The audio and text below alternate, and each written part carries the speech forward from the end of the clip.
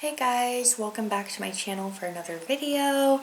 Unfortunately, this isn't the video that I had planned for this week. I'm going to be pushing that one back to the first week of December now because something happened over this past week that I really wanted to talk about, and instead of just like not being active on YouTube again, because stuff keeps happening in my life, I just wanted to let you guys know what went on. And we're just gonna get right into it. So unfortunately, on Monday, the 22nd of November, I had to put down Monty, my ball python. It was really difficult for me. I've never had to put down an animal before, and she meant a lot to me because Monty was mainly the reason, and like starting to work with Monty was the main reason I actually had the courage to start my YouTube channel. So it was definitely something that was difficult for me, and it wasn't something I ever thought I'd have to do because she was very old anyway, but in my mind, for some reason, I thought because she lived through all the neglect that she lived through, which you can find out in the video about her, I'll link it somewhere, but since she lived through all that neglect, in my mind, I was like, oh, she can handle anything, she can live forever.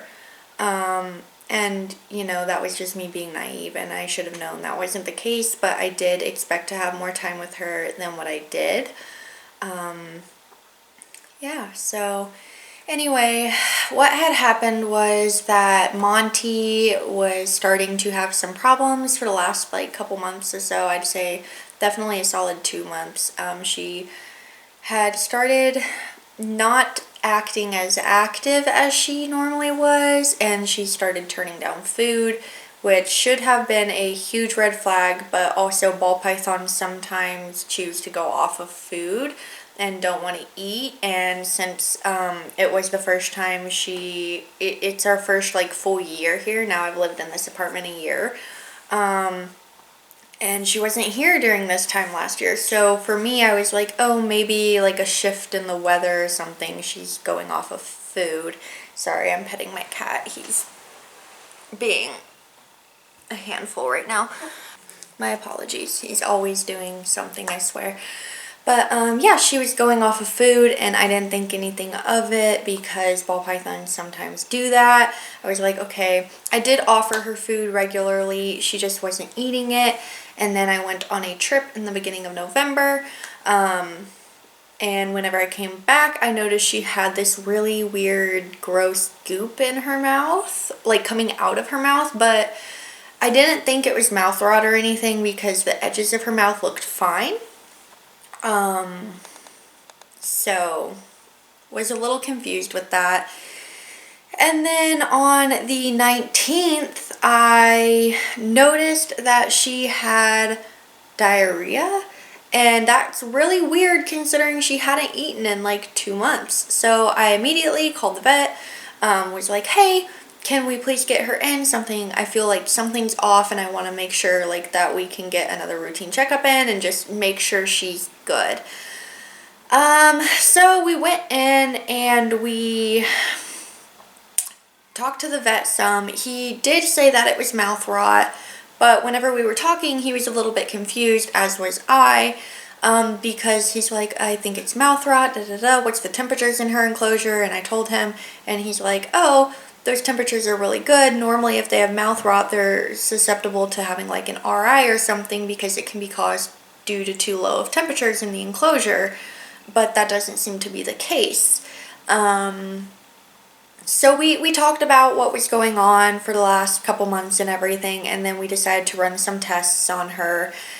We also gave her an IV, and they tube fed her just because, since she had mouth rot, she wasn't going to be wanting to eat, and then also because of her having the mouth rot and everything, they just wanted to make sure that she had all of her liquids and whatnot. So paid for an IV, what was it called? Fluid therapy IV, and then also had her tube fed. And then we did some tests. I had a bile acid test, a regular routine examination, and some other test I had done. I declined a microculture to find out what bacteria was in her mouth exactly, because in my head I didn't need to know exactly what bacteria had caused the mouth rot, because there was a whole bigger issue going on. So I wanted to focus on the bigger issue overall, and that is what we had the tests for. So had all of that done. I was given a slew of different antibiotics to give her. I have the needle still. I have the antibiotics still. I will be getting rid of them actually now that I realized I still have those. But I was told, okay, this is what to do. We're going to call you once we get her test results back on Monday, which would be the 22nd. And we're going to go over those with you and take our next plan of what we're going to do. So on Monday, she was doing a lot better. She was being more active, and I thought things were great. That was not the case. The vet called me at about like 11 a.m. and told me that I probably need to go back in, but he was going to discuss the results with me over the phone, and they were not good at all. So she very obviously had mouth rot, and then we determined by the end of the appointment, that was because she had a compromised immune system due to her age and the neglect she had been through. I kind of gave him, the vets at my place where I go knew the whole rundown of her neglect and everything that was going on, and that was definitely part of what led to what I'm going to discuss now with the test results. So as I said, the test results were not good. Some of them were okay.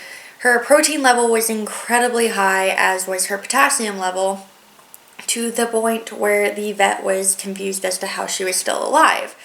And then we went into the next part, which was she had 0 liver cell turnover whatsoever. And that meant she had, or the vet put it like, basically she had no liver. She had no functioning liver. And because of that, the antibiotics probably wouldn't end up taking, and because of that, I would have to tube feed her from here on out, and she would constantly be fighting things such as like just illnesses, mouth rot, scale rot, the things that we'd been dealing with randomly the past couple of months. And so we had that fun discussion of if it was worth it or ethical to keep Monty alive. And to tube feed any animal regularly and them not being able to sustain life on their own without you shoving machines into them, in my opinion, for an animal is no way to live. And according to my vet, that wasn't his opinion either.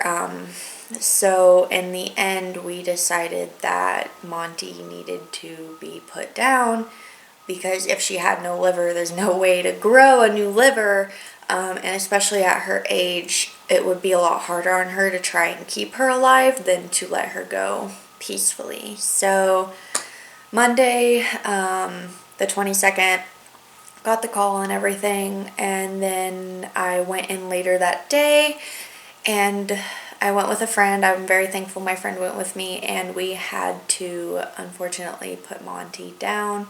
Once again, it was very hard for me. I honestly cried a lot, and I ended up making the decision that I wanted her cremated, so I will be getting Monty's remains back in a pretty little urn I decided to get.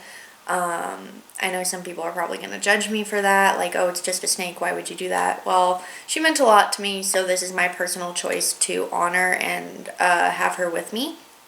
So if you have any comments or anything about that, don't leave them in the description box below, because you probably will be removed, honestly.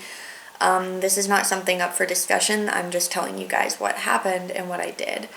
So yeah, it was really rough, and again, I just want to be honest with you guys, because there are some YouTubers I know who will not discuss their animals passing in the same way I said whenever I discussed spec passing.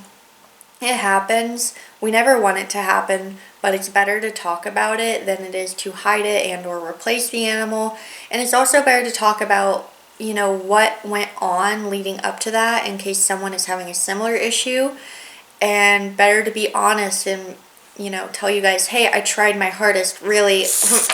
Looking at the vet bills I have, trust me, we tried our hardest. The last visit on Saturday, like I said, we had the examination, we had the bile acid test, we had fluid therapy, IV, we had waste, biohazard waste thing, the initial injection of her antibiotics, the syringes. I also bought a heating pad. Everything ended up being $415.85. I marked out everything so I could just kind of like show you guys that I've been trying, and I gave it my all during her last appointment, and it just, you can't regrow a liver. It can't be something that, you know, it can't be done. So we put her to sleep for her own well-being, and that's where we're at now. I no longer have Monty, unfortunately, and that's this video. That's what this whole video is about. So don't have a lot else to say on this. My videos will hopefully continue to be regularly scheduled. I do have one that was supposed to come out this week that's going to be coming next week now. And then, like I said, I kind of want to do fun Christmas stuff for you guys, and hopefully I'll be able to continue uploading regularly. I no longer want things going on in my life to stop me from filming and doing what I love, so I'm just going to be open with y'all about everything going on. So yeah, thank you guys for watching. I'm sorry for all the ums and the so's. It's just a very hard conversation for me, and I really don't enjoy talking about it, but again, it's something that needed to be talked about. Yeah, thank you guys for watching, and I hope to see you next time. Sending you my love. Bye.